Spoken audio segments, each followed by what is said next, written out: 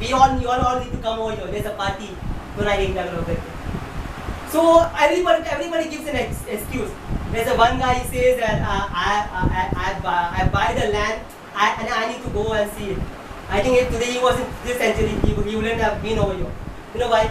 Because today there's nobody who says let me buy first and then go and see. First we see, then only we buy. There's nobody in Kalina, I'll say, at least in Kalina, there's nobody who will say first let me buy the land. After that go and check whether it's good or not. No people. We all first go and see.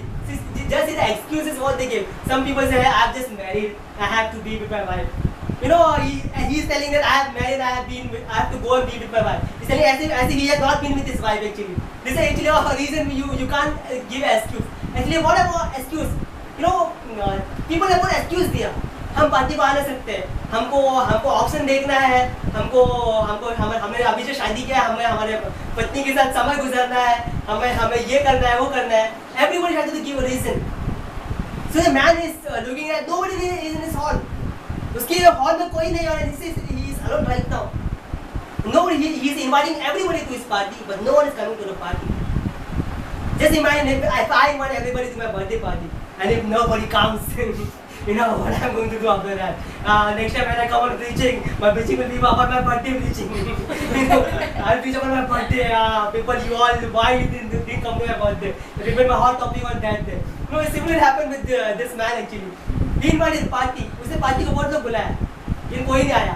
पकड़ा मतलब gift लेके मना कम से कम आओ तो birthday party को. ऐसे वो भी नहीं आते हैं. You know, I'm just giving a demo example. It's not about my birthday. मेरे birthday में सब लोग आते हैं. See, in this example, what happened? This guy called many people.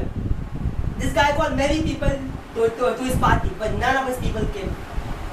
Just imagine how will this guy think now? ये आदमी कैसे सोचेगा? उसने बहुत लोगों को अपने पार्टी में बुलाया, लेकिन कोई नहीं आया उसकी पार्टी में. None of the guys came to this party. He has prepared the best meal. He has prepared the best seats. उसने पूरा hall, he has paid the money for the hall. He has paid money for the food. He has paid money for the decorations. He has paid money for his waiters. Everything is done and ready. Everything is ready to the point. But one thing is waiting and is saying there's no people over there. There's no people inside this hall. So he says one thing. This is one thing. You go to the villages for go on the highways. He says to his servant, go on the highways. And whoever you find, bring him to the party. Bring him to this party hall. Whoever you find. So this servant goes and says, Master, we have done our task. We have won. So in that party, the master just comes. So in that party, the master says one guy who has not come with a wedding garment over there. Everybody has come with a wedding garment. So he asks him one question. Why have you not come with a wedding garment? I said, why have you not come with a wedding garment? This guy has no answer to give. This guy has no answer to give. Many years back, you know, what I used to think, why did this guy not wear a wedding garment? Just because I thought he was a poor guy. This was my thinking for many years. I thought maybe he's a poor guy and he came with any of his clothes. But you know, in those times, how was the atmosphere or situation in those times?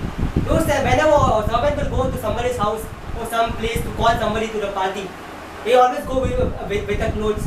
And he will always give the clothes and say, come to the party. This was actually a disrespect to the king. This was a disrespect to the person who is giving a party. So what is the importance in this thing? What is the main highlight in this thing? What is the main topic in this thing? The main topic in this thing is just because we lose many things in our life, just because we do not have another hope of righteousness. Something is given freely to us, we don't take it as a free gift. But something is given as a free gift to us. Something is given as a free gift to us, we don't take it as a free gift. Because I want you all, everybody, to take this free gift of righteousness so that you can range in life.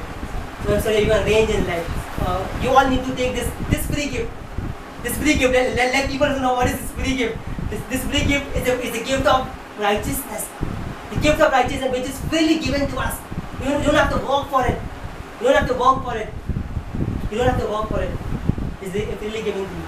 Let me show you an example. What does it mean with right shining with God? Let's Abby come here. See, imagine just Abby just an example. Bend down. See.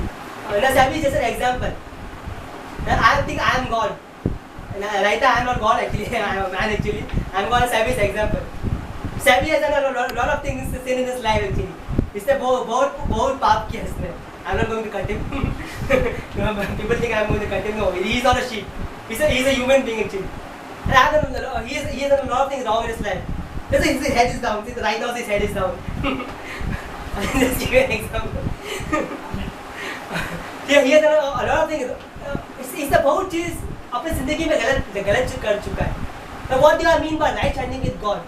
Right standing with God means whenever God picks somebody, He just picks him in such way he sees him face to face.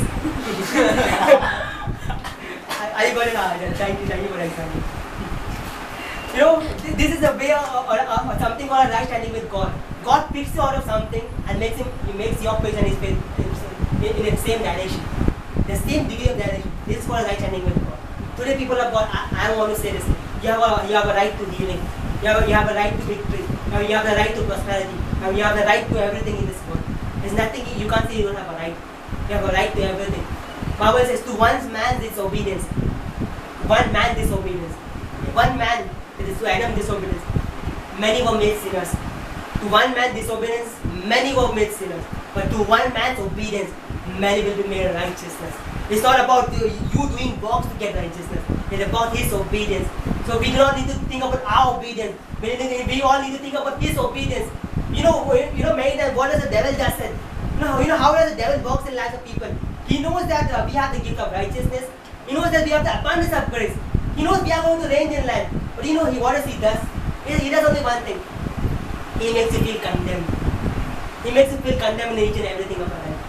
He makes you feel very condemned. After he makes you feel stressed. After he makes you feel frustrated.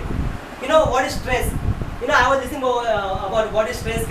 Stress is nothing but there's a 21st century word defined as fear. Fear and stress is one and the same. Only in 21st century they made it something as stress.